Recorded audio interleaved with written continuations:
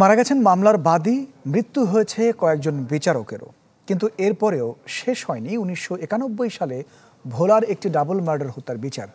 শুধু তাই নয়, গায়েব হয়ে গেছে ৩৫ বছর আগের সেই হত্যা মামলার নথিও। মাসুদুর রহমান জানাচ্ছেন বিস্তারিত।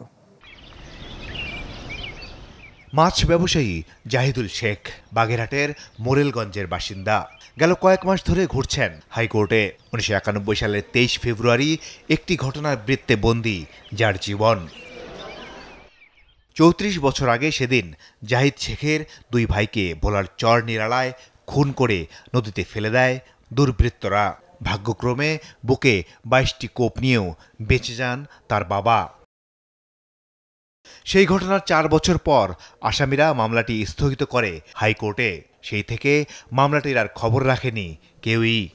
এরপর অনেকের দ্বারে দ্বারে ঘুরলেও খুঁজেই পাননি মামলার নথি। থমকে যায় পুরো বিচার। মাছ ধরতে যাওয়ার পরে যখন ওই দুই গ্রুপ আমরা যেখানে মাছ ধরি ওইখানে মাছ বেশি পাই, ওইখান থেকে উৎখাত করে দেওয়ার জন্য আমাকেও খুব জ্বালাতন করে। তারপরে আমরা কইছি চলে যাওয়ার আর সুযোগ দেয় না। আমার ছোট ভাই কামাল শেখ, 11 বছর বয়স, মাছ পাইছি। আমার ছোট ভাই বলছে যে আব্বা, এই মামা আব্বারে মারেন না। আমার বড় ভাই আর ছোট ভাই দুই ভাইরে কল্লা কাটে আমার আব্বার সামনে নদীতে ফেলে দেয়। আমার আব্বা গায়ে 22টা কোপ। আব্বা বাঁচতে যায়, জাইলারা ভাই, আমি মাছ বাঁচতে যাই পটুয়াখালী। আইসা চিকিৎসা করাই 13 দিন পরে সে জবানবন্দি দেয় কোর্টে।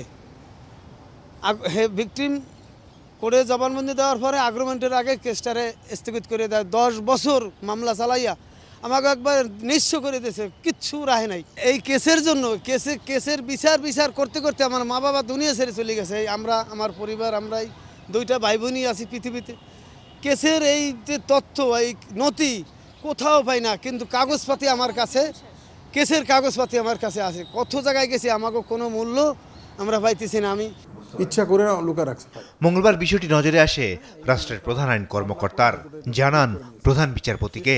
পরে চ্যানেল 24-কে বলেন বিষয়টি দুঃখজনক। 95 সালে ওনারা একটা মামলা করে হাইকোর্টে এটা স্থগিত করে নিয়েছেন। সেই স্থগিতের প্রেক্ষিতে মামলাটা এখনও স্থগিতাদেশ, যেহেতু ওনার নিজের কোর্টের রেকর্ডে বলা আছে হাইকোর্টের আদেশ এটা স্থগিত আছে। তো আজকে প্রায় 30 বছরের অধিককাল সময় ধরে এই মামলাটা নিষ্পত্তির অপেক্ষা আছে। এটা অত্যন্ত দুর্ভাগ্যজনক। যদি মামলাটা বিচারাধীন থাকে সেটা তো অবশ্যই দুঃখজনক, আর যদি মামলার নিষ্পত্তি হয়ে গিয়ে থাকে সেটাও, ওইখানে না যাওয়াটাও এটা আমি মনে করি এটা সঠিক হয়নি। এটা খুঁজে দেখতে হবে যে এটা না যাওয়ার কারণটা কি, ফলাফলটা। সন্তানের কল্লা বিক্রি হবে না, দুনিয়াতে চলে যাবো, আমার মা এই কথা বলে গেছেন। 33 বছর পরে হলেও বিচার চান জাহিদ শেখ। বিচার যদি পাই তাহলে আফসোস নেই, আর বিচার না পাই দুনিয়াতে চলে যাবো। মাসুদুর রহমান, চ্যানেল 24, ঢাকা।